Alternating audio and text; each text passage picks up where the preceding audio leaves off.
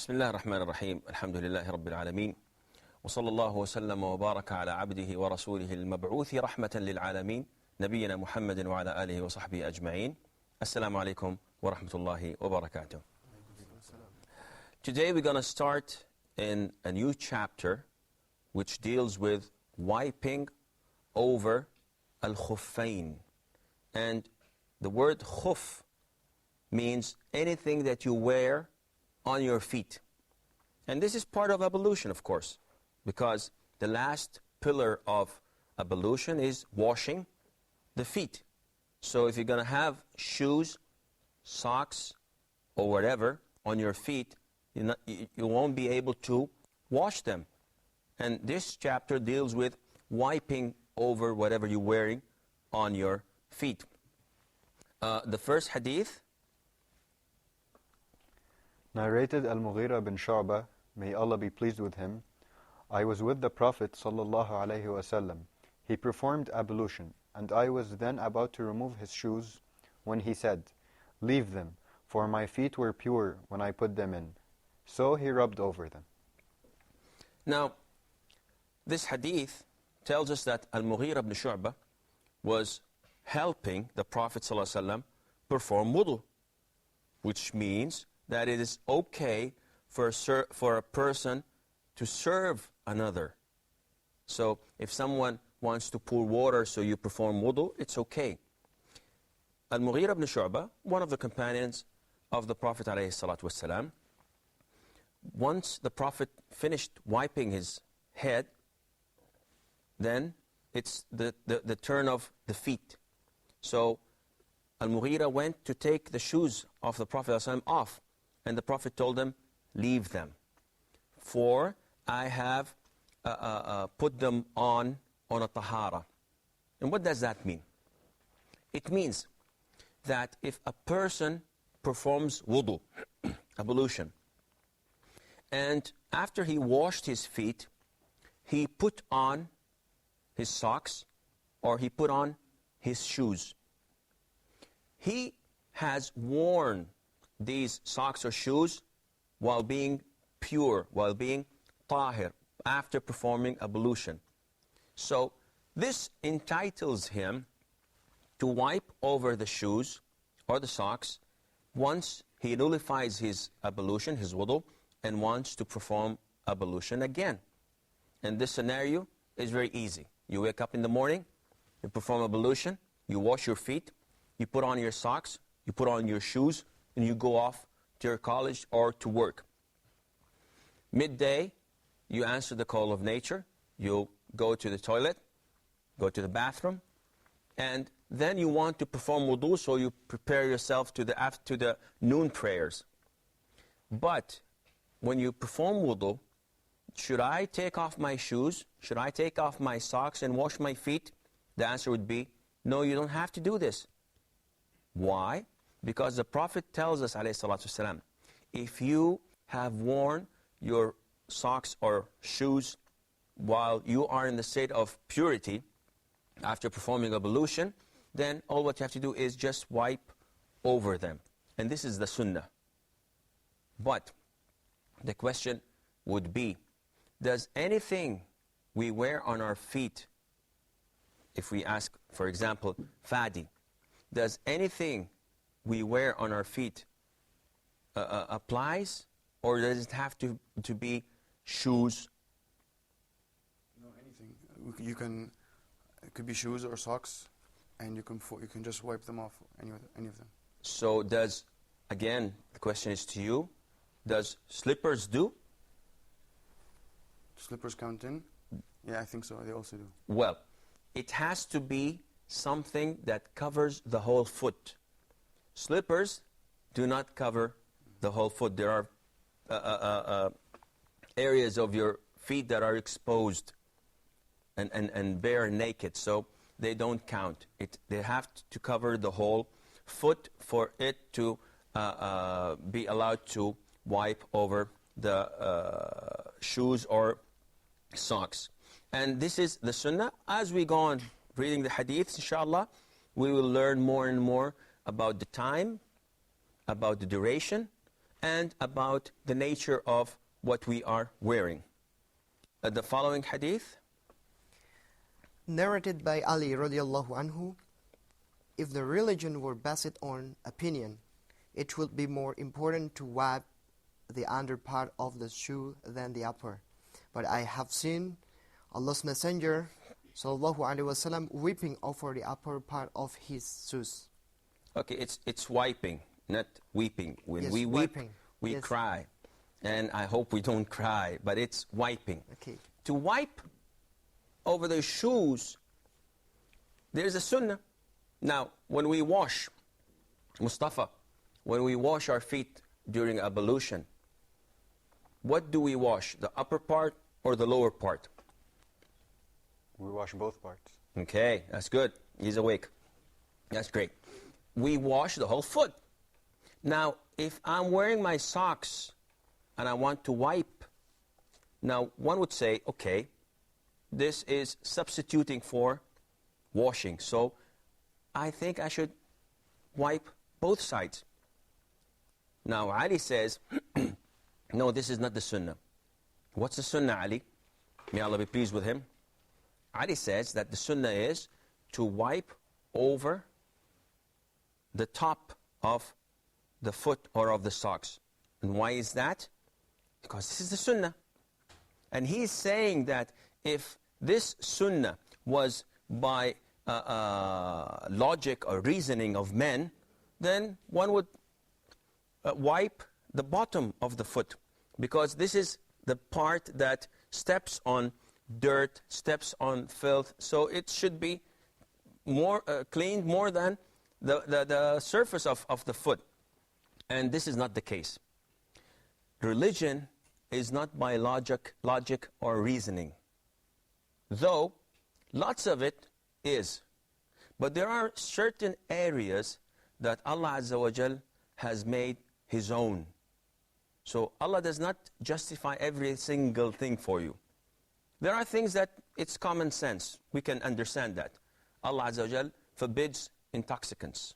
You know, wine, alcohol, drugs. Allah tells you this is haram.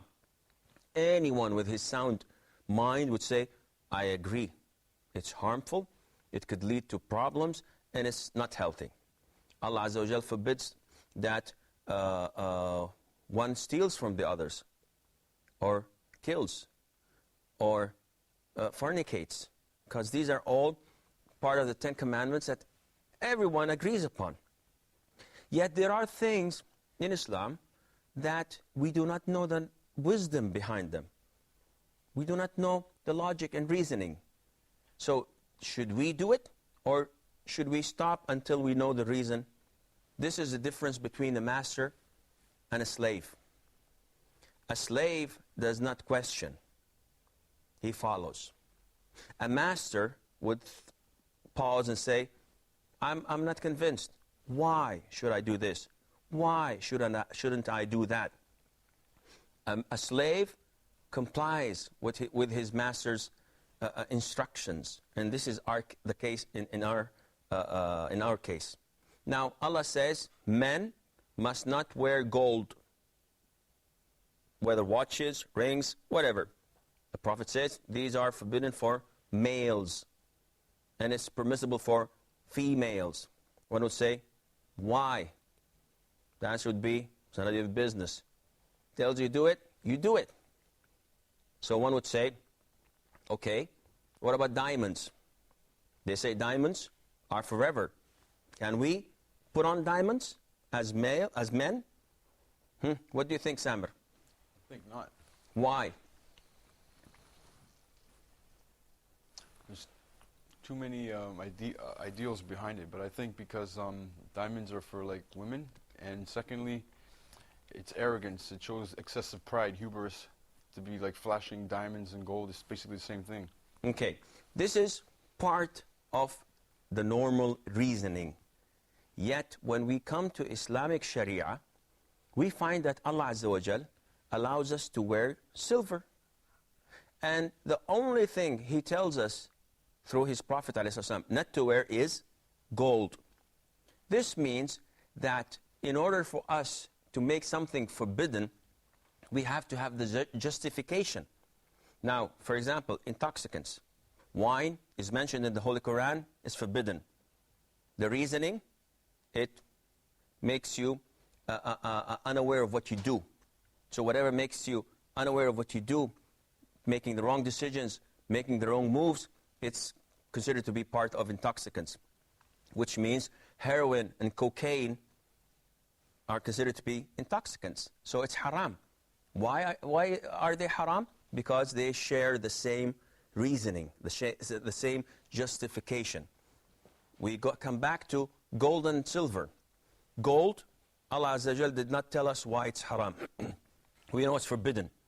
Why? We don't know. So you cannot say, well, diamonds, emeralds, rubies, whatever, are also share the same verdict that is forbidden. No. Everything in this world is permissible for us to use. Everything. Unless Allah specifies that this is haram. Then we stop. But if it does not say it's haram, we cannot say, well, it's arrogant. I know a lot of arrogant people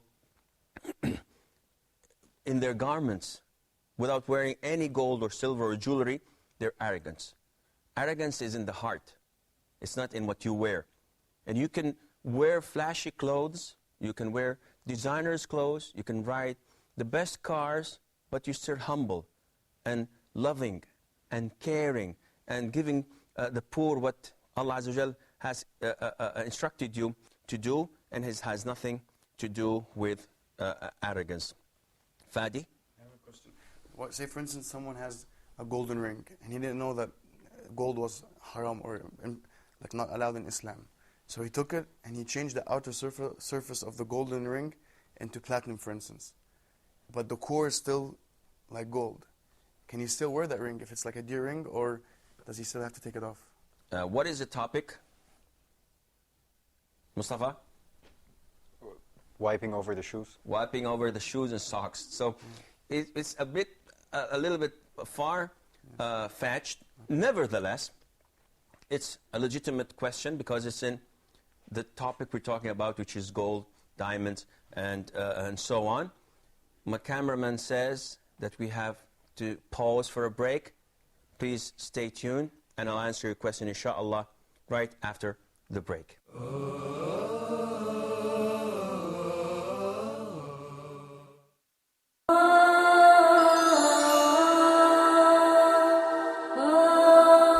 You have questions that bother you. What about issues of concern to you? Would you like to share things on your mind with us? Are you interested in solutions based on an Islamic perspective? Please join me live in Meet Your Advisor every Friday at 9 p.m. Mecca time, here on Huda TV.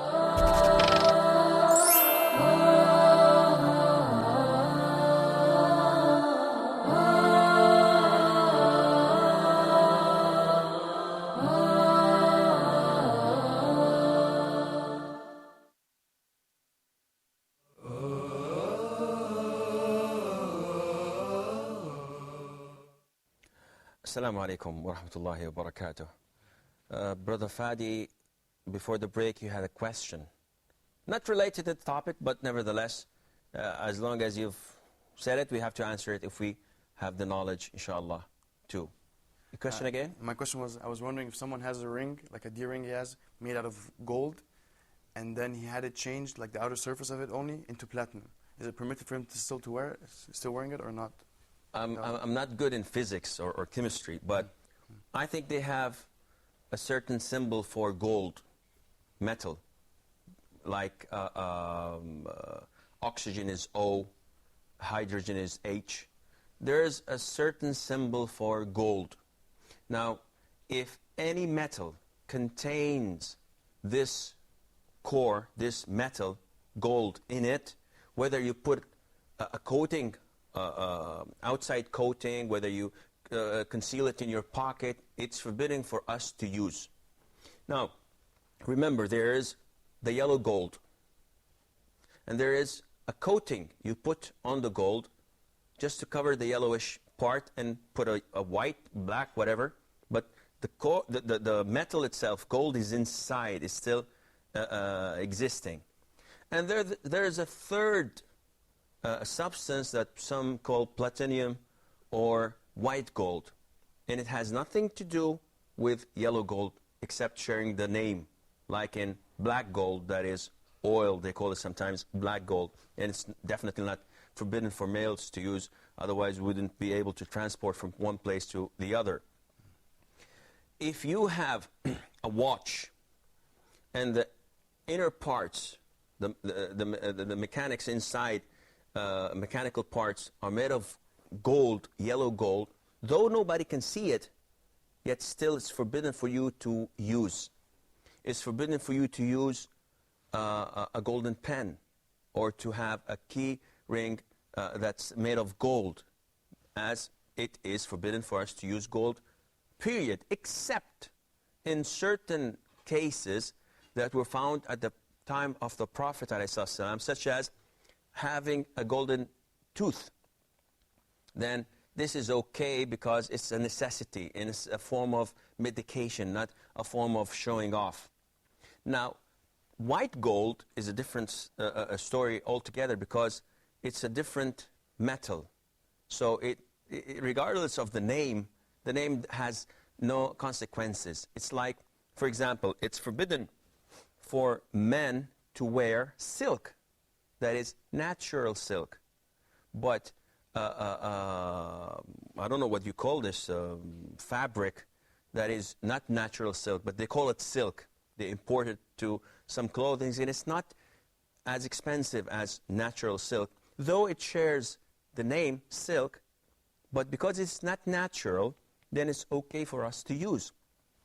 So we come back to your question. If you have a golden ring and you coat it with silver or with whatever substance as an outside layer, it is still forbidden for you to use. We come back to the hadith of Ali. Now Ali, may Allah be pleased with him, the cousin of the Prophet ﷺ, and the husband of his daughter, the son-in-law of the Prophet ﷺ. He was married to Fatima, the daughter of the Prophet ﷺ. He is justifying this sunnah. The sunnah in wiping over your feet, that is, over your shoes or socks, what you're wearing on your feet, the sunnah is to wipe only the upper part. The lower part is against the sunnah. Ali says it's not logical, but this is religion. Religion is not by reasoning or logic, because if it were to be by reasoning or logic, then you would pause in so many things and say, gee, I don't believe in this. I don't see what's the reason or wisdom behind this, so I'm not going to do it. And this is a big problem. You may succeed in finding the logic or reasoning behind 95%, 98%, or 99.9%, as in the Arabs' election. You may find or succeed to find the reasoning behind that. But there is this 0.1% that you did not find the reasoning behind it, though it is there in the Quran or though it's there in the Sunnah. What will happen? Satan will come and tell you, don't accept this. What do you want me to do? Reject it? It's in the Quran. Well, even if it's in the Quran, if you don't know the reasoning behind it, don't accept it. And that is why, as Muslims, we follow the instructions of Allah and we follow the instructions of the Prophet ﷺ without questioning. We may ask, what is the reason behind this? And if we have a reason, we tell it to you. If we don't, we say, well, I don't know. Allah tells us to do this. We do it. And you then have to comply. You don't have the option of, well, if you don't tell me the reason, I'm not going to do it. This is unacceptable in Islam. It's exactly like driving a car and then there's this red traffic light. You look left and right. There's no traffic, so why should I stop? The cops are on the other side and the guy is waiting in his car with the pad for writing a ticket and just waiting. Make my day. Make your move. So what do? Well, I don't see any reasoning for me to stop. But the police tells me to stop. So what should I do? What do? You stop. Nobody dares and cross a red traffic light when the police are watching. Why? Simply because you know you're going to be punished for that. And Allah has the higher example. Allah tells you not to do this. You are not in a position to say why. Yet, you may ask just to increase your faith and belief. And in this hadith, the logic is there. Though Ali, may Allah be pleased with him, said that the reasoning or logic is not clear, it's clear to us. Now imagine what happens if you wipe the bottom of your shoes or socks with wet hands. What would happen to your hands? They become dirty. They will become dirty from the dust, from the filth. And what will become to your shoes? The minute you stop, or you step and walk, you're going to catch more filth and dirt from the floor. So the logic thing is that you wipe the upper part. And this is symbolic, but we have to do it. And Sharia and Islam is filled with similar examples where Allah Azza wa Jal is testing you, He's examining you to see how you comply with what He says. Again, don't mix the role of a servant and the role of a master. We are servants of Allah. We are the slaves of Allah. He tells us to do something, we say, سَمِعْنَا وَأَطَعْنَا. We have heard and we comply. And we accept whatever Allah Azza wa Jal tells us. But the minute you say, we have heard and we disagree, this is the role of the Jews who were commanded to do things and they did not follow what Allah Azza wa Jal has ordered them to do. The following hadith. Narrated by Safwan ibn Asal, the Prophet ﷺ used to command us when we were traveling not to take off our shoes for 3 days and nights, except for sexual impurity, and not to do so on account of easing ourselves, passing water, or sleeping. Okay. This hadith tells us that if a person is traveling, he has the period of 3 days and 3 nights, which is equivalent of 72 hours, that he has the option to wipe over his shoes or socks during this period of 3 days and 3 nights. Whether he urinates, passes stool, or falls asleep, when he performs ablution, all what he has to do is wipe over his socks or over his shoes, with the exception of sexual impurity. And why is that? Because sexual impurity requires that you have a total bath. You have ghusl. And you cannot have a total bath with wiping your socks. You have to take off your socks and shoes, and you have to perform this total bath, ghusl, all in all. And if you find this hadith, the following hadith will elaborate a little bit on the period, inshaAllah. So hadith number, yes, Fadi? I have a question. So if we're traveling, so is it better for us to take off the shoes and like if you do performing ablution, to wash our feet, or is it better for us not to do so? Now, is the question understood? I'm traveling, and I have my shoes, I wore my shoes on a tahara. I've performed ablution and I'm wearing my shoes. Now it's time for prayer. Should I take off my shoes and wash my feet, or is it recommendable to wipe over the shoes? It depends on what you're doing. If the state you are in, if I'm in the state I'm in, I'm having my shoes on, then I wipe on my shoes or wipe on my socks. If I don't have them, I wash my feet. Scholars say that this is made to make your life easier. So it is up to you. Does this mean that if I started traveling today and I have 3 days, which is Saturday, Sunday, and Monday, that during these 3 days I may not take off my shoes? No, it depends on how you feel. So it's not obligatory that someone, wow, I made a mistake. I wore my shoes on wudu. Now I have to stay 3 full days, 3 full nights without taking off my shoes just to comply with the sunnah. And no one says this. But is it recommendable? Well, if I'm having my shoes on, it's recommendable that you wipe over them and you have no problem in doing this. And this brings us back a little bit to the previous hadith where Ali says, may Allah be pleased with him, wiping over the surface of the foot. Now, when you wipe over the foot, not underneath the foot, when you wipe over the shoes or the socks, this does not happen. You do not put water in your hands and you soak your shoes or socks. It's called wiping. It's not called washing. So all what you have to do is just wet your hands, and there's no water in it. It's just wet. And all what you do is once from the front to the back of your foot, once. All what you do is once. You don't have to soak it. And a lot of people have this wrong idea of doing it. They wet their hands really well and put some water in their hands and then put it on the socks or on the feet, and this is wrong. You are not supposed to wash it. You're supposed to wipe on it.